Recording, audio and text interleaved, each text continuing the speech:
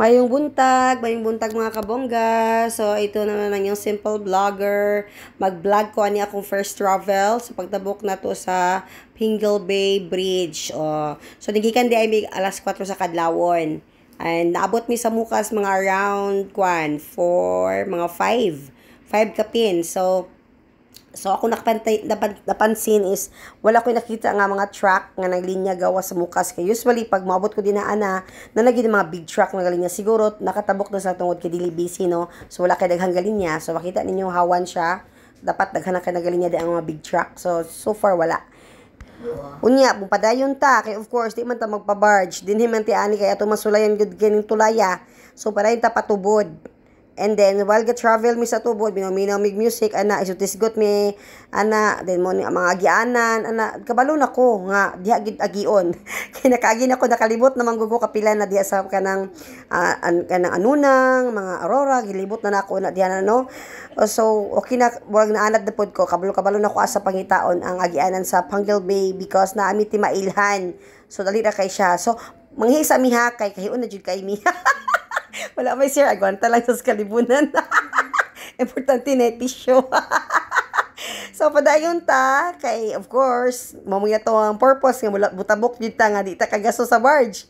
So, dako kay tipid, no? Kay, kung mutabok, piadyo ko nga nakasakyanan mo, bayad, bityo ko around 750 kung patabok ko. Kung pabalik po ko, mga 1,000 or 900 something. Depende sa kung kauban sa sakyanan. And this time, mo nitong tamilhan no, nga muliko na ta sa Pingle Bay, kay makita ta sa Gaisano nila sa tubod, Lanao. And of course, muliko ka pa right. So, muna akong gibuhat, naliko ko sa pa-right, kaya ako nag-imagine nga diha agion, kaya ganito lang to, naman kong mga map good. So, napo ko'y kauban, akong sister, akong brother-in-law, sila pa yung guide nga, tatanaw po sila map. So, liko ta sa pa-right, and then, muna din siya nga dalam, mura siya C3, o mura siya, paingon sa lagindingan nga style, ingon na ako na-feel, pag sulod pa lang nako. Then, of course, while driving, pagpasulod, ako yung gi-feel ang moment nga, the first time ever nga tabok ko ni aning tulaya. So, excited magud ang tanan. So why not ako di pod ma-excited, di ba? So excited pud ko nga moagi aning tulaya kay tanan gyud akong pag atuto ko so sabi sa mo tanan lagi sila, huy nakatabok na ka sa Pingle Bay, nakasabay na ka sa ingana bitaw ang mga feelings. So asa pag ko murag ma-excite patag apil no. Bisag ma-feel bin ako gamay nga wala na kay ko ingon na nga mga excitement. It's because siguro tungod sa akong edad. So nagkatiguang na ko, di na kay ko ingon na para sa una bata-batanon pa ko ba.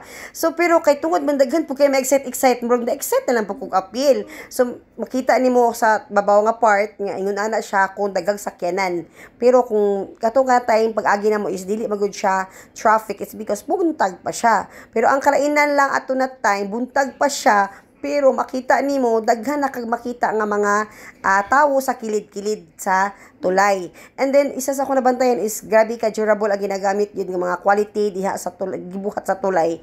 So maka-amaze no, maka-amaze ang trabaho nila.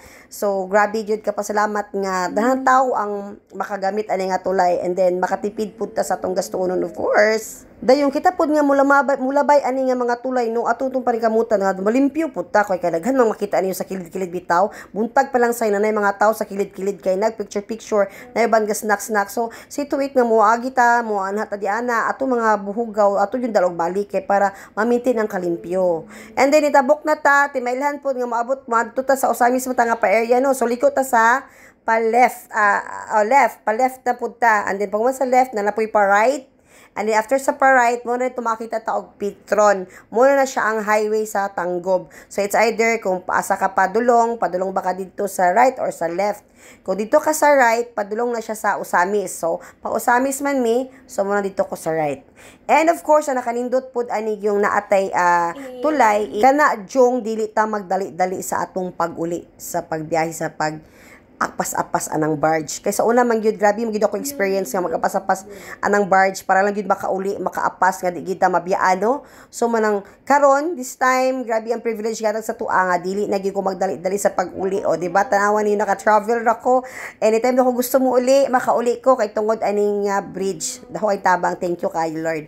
And of course mga taong dumala na thank you. And then O ako na kuan lang is gamay na kong comment is less ang iyahang checkpoint no. So why nakita na kong nag-checkpoint. So makaingon ta less gamay ang iyahang kuan for the safety. But siguro ilara nang i-implement soon nga mag-checkpoint yun kay pumunta kabalong sa mga dala sa mga every sakyanan no lahira sa barge nga gina-check nila ang mga sakyanan ay murag detector ba ingon ana ba ang mga bagpot gina-detect po dito isulod atong kuan. So ingon na lang and overall okay kay siya wala pa ko toll fee nga na experience and then gaan ra pud ang biyahe para sa kuha. And then makita na ko daghan tao sa center ra gyud. The rest di na kay nga nakadaghan ang mga tawo. Maura to akong vlog for this video. Thank you for watching. Bye bye bye.